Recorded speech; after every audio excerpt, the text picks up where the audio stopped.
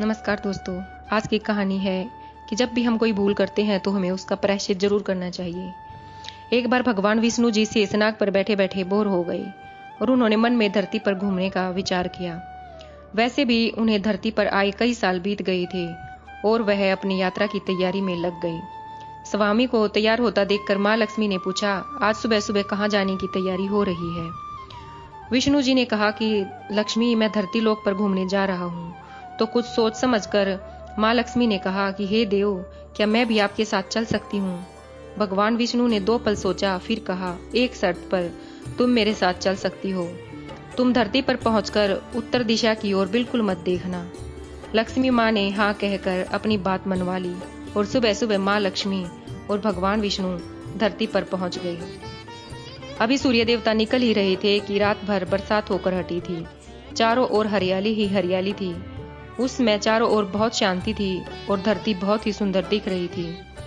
माँ लक्ष्मी मंत्रमुग्ध होकर धरती को देख रही थी और भूल गई कि पति को क्या वचन देकर आई है। चारों ओर देखती हुई कब उत्तर दिशा की ओर देखने लगी पता ही नहीं चला। उत्तर दिशा में माँ लक्ष्मी को एक बहुत सुंदर बगीचा नजर आया और उस तरफ से भीनी भीनी खुशबू आ रही थी। बहुत ही सुंदर फूल खिले थे। यह एक फूलों का खेत था।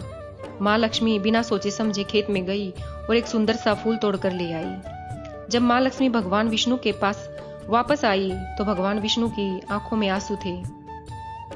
भगवान विष्णु ने माँ लक्ष्मी से कहा कि कभी किसी से बिना पूछे उसकी कोई भी वस्तु नहीं लेनी चाहिए और साथ ही अपना वचन भी याद दिलाया। माँ लक्ष्मी को अपनी भूल का पता चला तो उन्होंने भगवान विष्णु से इस भूल की माफी मांगी। तो भगवान विष्णु ने कहा कि तुमने जो भूल की है उसका प्रायश्चित तो तुम्हें करना ही पड़ेगा। जिस माली के खेत से तुमने बिना पूछे फूल तोड़ा है वह एक प्रकार की चोरी है, इसलिए अब तुम 3 साल तक माली के घर में नौकर बनकर रहो। उसके बाद मैं तुम्हें वापस बुलाऊंगा। माँ लक्ष्मी ने चुपचाप सिर झुकाकर हाँ कह दी। माँ लक्ष्मी एक गरीब औरत का रूप धारण करके उस खेत के मालिक के घर गई। घर क्या एक झोपड़ी थी और मालिक का नाम था माधव। माधव की बीवी, 2 बेटे और 3 बेटियां थी। सभी उस छोटे से खेत में काम करके किसी तरह गुजारा करते थे। माँ लक्ष्मी जब एक साधारण और गरीब औरत बनकर माधव की झोपड़ी में गई तो माधव ने पूछा, बहन तुम कौन हो? तब माँ लक्ष्मी ने कहा, मैं एक गरीब औरत हूँ। मेरी देखभाल करने वाला कोई नहीं है। मैंने कई दिनों से खाना भी नहीं खाया। मुझे कोई भी काम दे दो, मैं तुम्हारे घर का काम भी कर दिया करूंगी। बस मुझे अपने घर के कोने में रहने का आसरा दे दो। माधव बहुत ही अच्छे दिल का मालिक था। उसे दया आ गई। उसने कहा, बहन मैं तो बहुत ही गरीब हूँ। मेरी कमाई से मेरे घर का खर्च मुश्किल से चलता है, लेकिन अगर मेरी 3 की जगह 4 बेटियां होती तो भी मैं गुजारा करता। अगर तुम मेरी बेटी बनकर जैसा रूखा सूखा हम खाते हैं उसमें खुश रह सकती हो तो बेटी अंदर आ जाओ। माधव ने माँ लक्ष्मी को अपनी झोपड़ी में शरण दे दी और माँ लक्ष्मी 3 साल तक माधव के घर पर नौकरानी बनकर रही। जिस दिन माँ लक्ष्मी माधव के घर आई थी उस दिन से दूसरे ही दिन माधव को इतनी आमदनी हुई कि फूल बेचकर शाम को उसने एक गाय खरीद ली।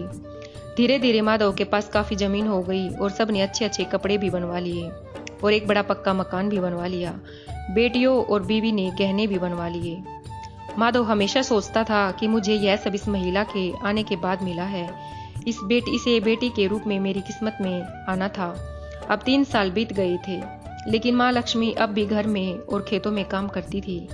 एक दिन माधव जब अपने खेतों से काम करके घर आया तो उसके घर के सामने द्वार पर एक देवी स्वरूप गहनों से लदी औरत को देखा। ध्यान से देखकर पहचान गया, अरे यह तो मेरी मुंह बोली चौथी बेटी है और यह तो माँ लक्ष्मी है। अब तक माधव का पूरा परिवार बाहर आ गया था। सब हैरान होकर माँ लक्ष्मी की तरफ देख रहे थे। उसने घर के सामने माधव बोला कि माँ, हमसे यह कैसा अपराध हो गया? हमने अनजाने में आपसे घर और खेत का काम करवाया। माँ, हम सबको माफ कर दो। अब माँ लक्ष्मी मुस्कुराई और बोली, माधव तुम बहुत ही अच्छे और दयालु व्यक्ति हो। तुमने मुझे अपनी बेटी और परिवार के सदस्य की तरह रखा।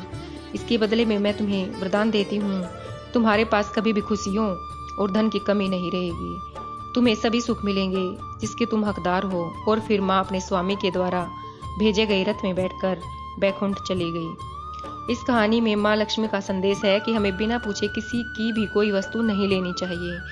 जो लोग दयालु और साफ दिल के होते हैं, माँ लक्ष्मी वही निवास करती है। हमें सभी लोगों की मदद करनी चाहिए और गरीब से गरीब व्यक्ति को भी तुच्छ नहीं समझना चाहिए।